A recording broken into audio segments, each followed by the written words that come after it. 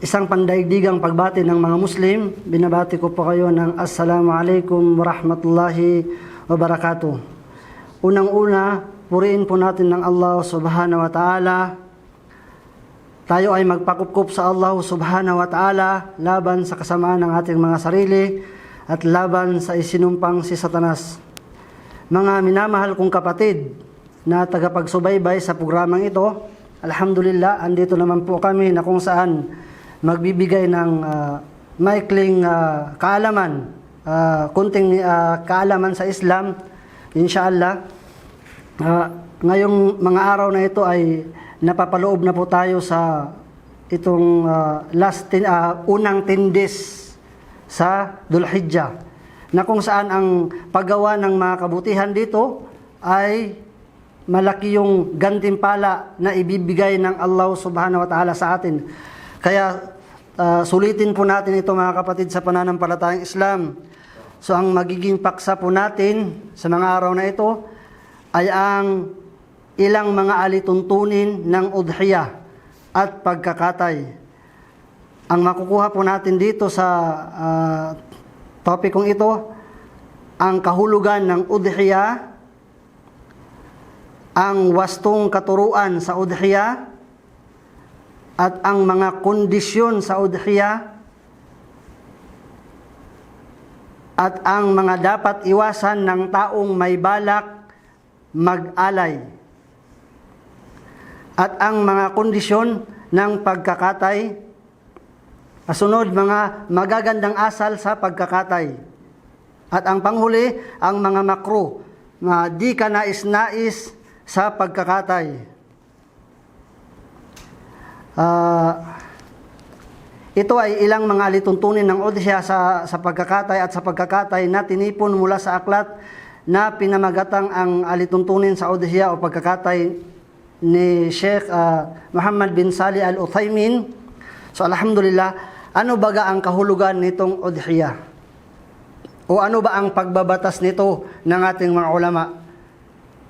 Ayon sa ating mga ulama, mayroong nagsasabi na ito ay wajib, pero ang jamhur sa ating mga ulama ay nagsabi na ito ay sunnah muakkadah. Now, ano ba ang kahulugan nito sa udhiyah? Ito ay ang hayop na kinakatay tulad ng kamilyo, baka, tupa at kambing sa mga araw ng Idul Adha.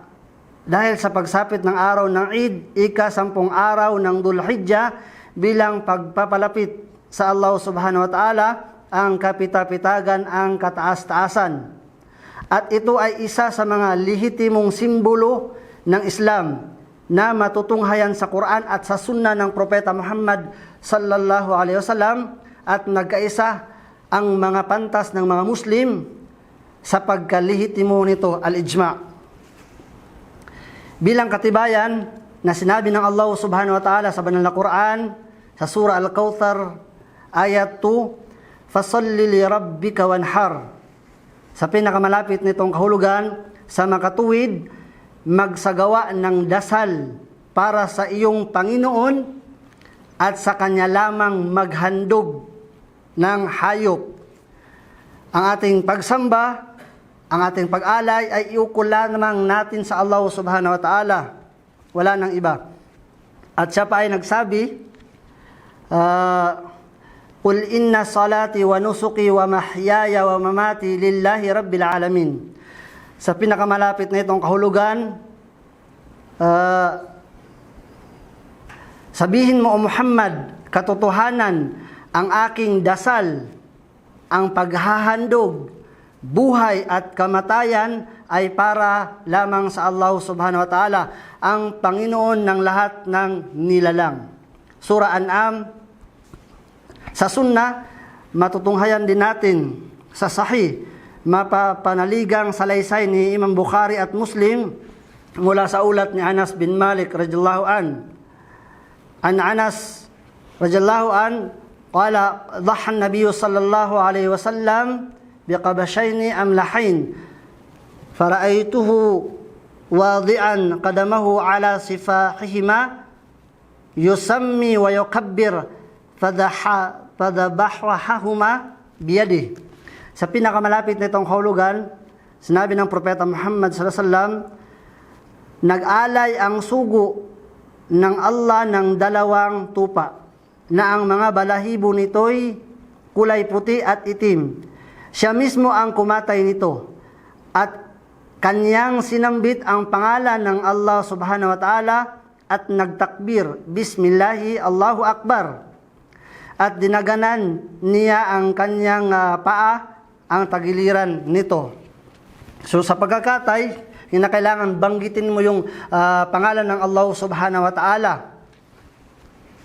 Yun ang pamamaraan na itinuro sa atin ng Propeta Muhammad sallallahu alaihi wasallam. At isa pa sa narration sa hadith, anna ibni Umar radhiyallahu anhuma qala aqama Rasulullah sallallahu alaihi wasallam bil Madinati 10 sinina yudhi, qala ila akhir hadith. Nananatiling nag-aalay ang sugo ng Allah sa loob ng 10 taong ipinamamalagi niya sa Madina. Ito ay inulat ni Imam Ahmad at Tirmidhi. Now, ano naman ang wastong katuruan sa udhiyah? Yung tamang katuruan, ito ay lehitimong tungkulin lamang ng mga buhay. Tulad ng nakagawian ng sugo ng Allah sallallahu alaihi wasallam at ng mga sahaba. Tagasunod ng Propeta Muhammad sallallahu alaihi wasallam, sila ay nag-aalay para sa kanilang sarili at sa kanilang mga pamilya.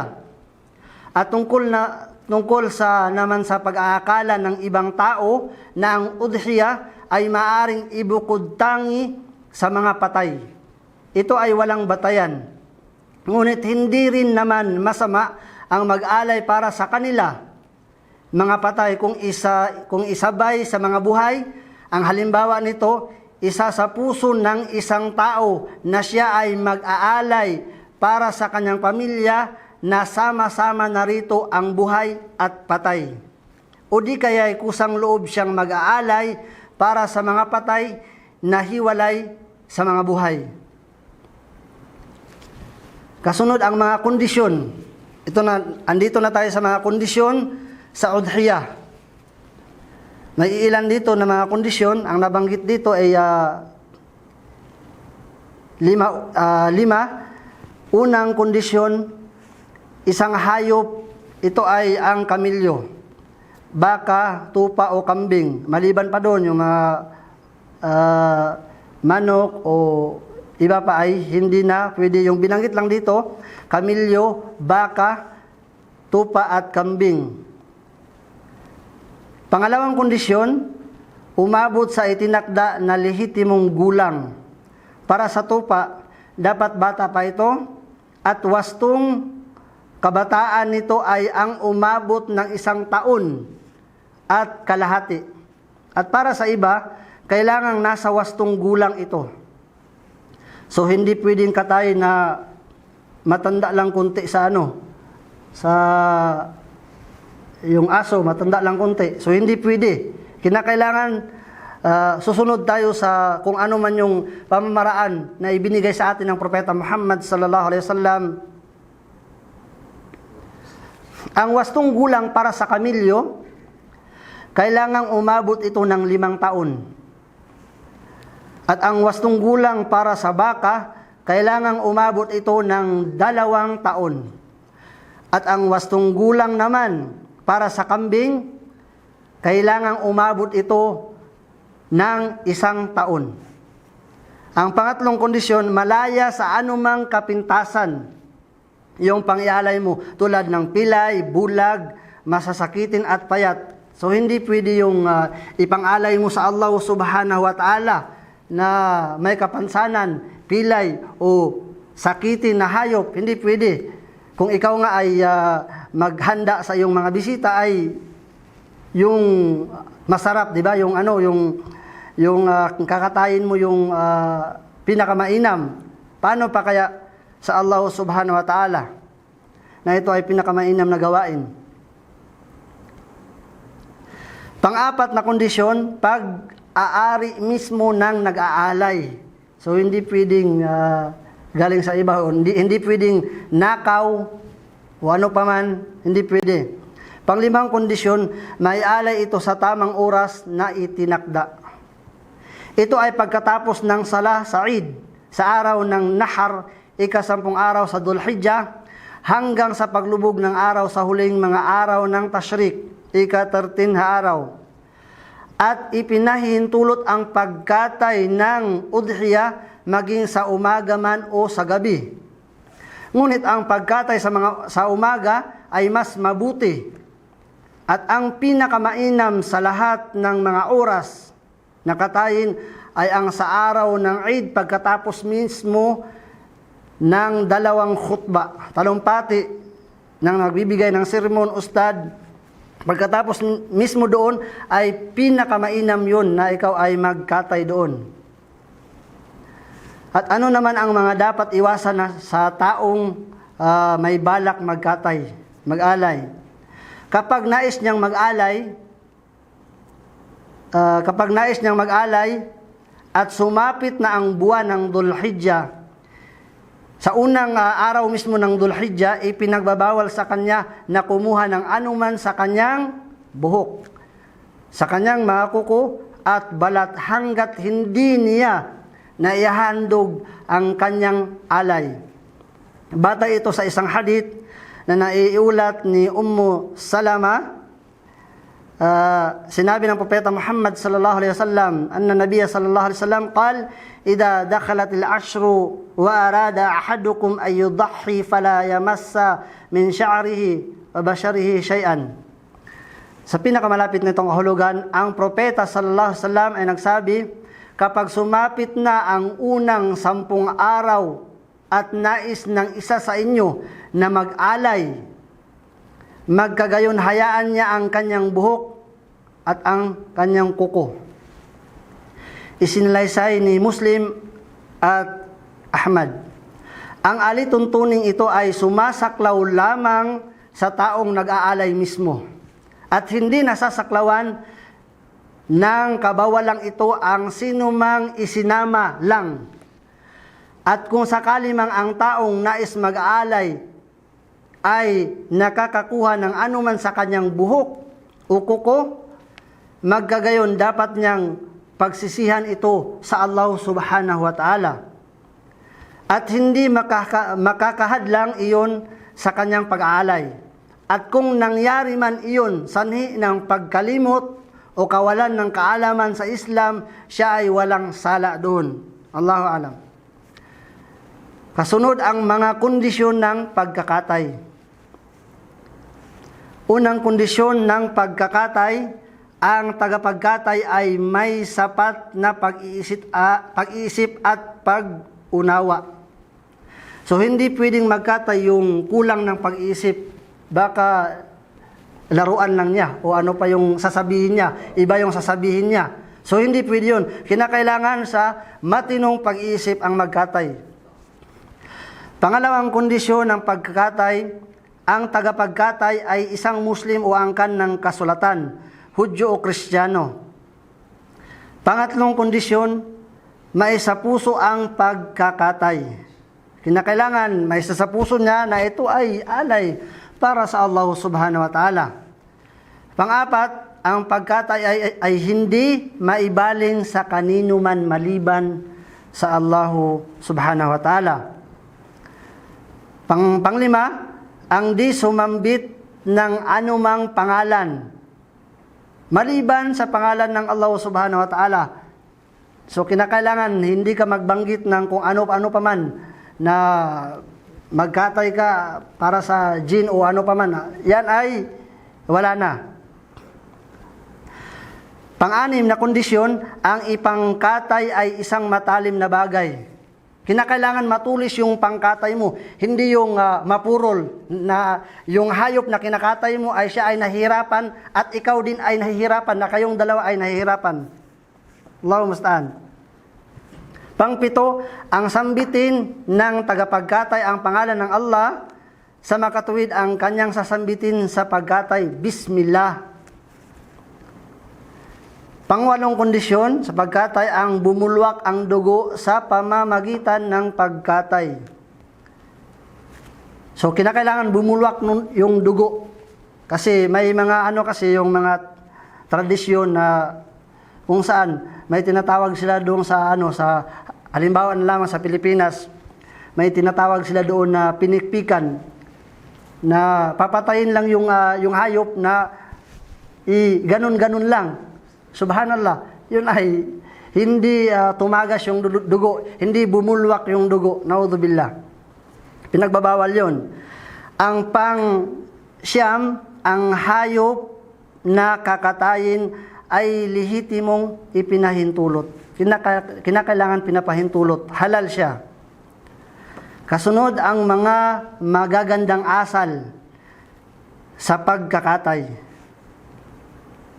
Unang magagandang asal sa pagkakatay, ang iharap sa qibla ang hayop na kakatayin. Pangalawa, ang pagbutihin ang pagkakatay. Pangatlo, ang laslasin ang lalamunan na siyang daanan ng hangin papuntang baga. Ang isopago na siya namang daanan ng pagkain at inumin. At ang isa sa dalawang malaking ugat sa liig. Pang-apat, ang sambitin ang Allahu Akbar pagkatapos ng Bismillah. Panglima, ang sambitin ang pangalan ng Allah Subhanahu wa Ta'ala bago tuluyang katayin ang udhiyah ng ganito. Bismillahi wallahu Akbar. Allahumma minka walaka anni. Allahumma taqabbal minni. Kung ito'y para sa kanya at kung para sa iba ay ganito. Bismillahi wallahu Akbar. Allahumma minka walaka an fulan, Allahumma taqabbal min fulan. At ang kasunod ang mga makruh, di ka nais-nais sa pagkakatay.